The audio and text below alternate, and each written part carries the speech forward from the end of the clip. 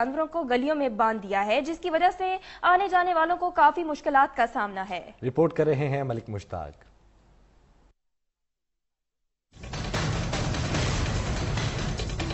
सुन्नत इब्राहिमी की अदायगी के लिए खरीदे गए जानवरों को गलियों में बांधने की हद तक तो ठीक, लेकिन गुजरगाह को कनाते लगाकर बंद कर दिया गया है।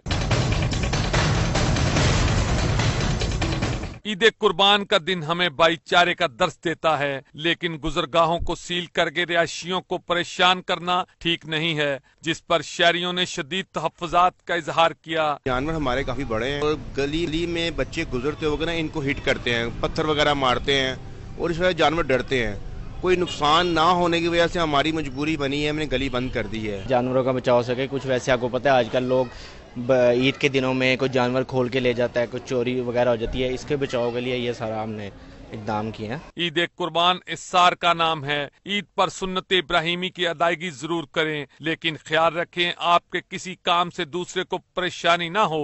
कुर्बानी के जानवरों को गलियों में बांधने के बाद गलियों में लगाए गए तंबू आने जाने वाले शहरियों को इंतहाई परेशानी का बाइस बने हुए हैं। कैमरामैन अदनान राजपूत के साथ मलिक मुश्ताक, 7 न्यूज़, लाहौर।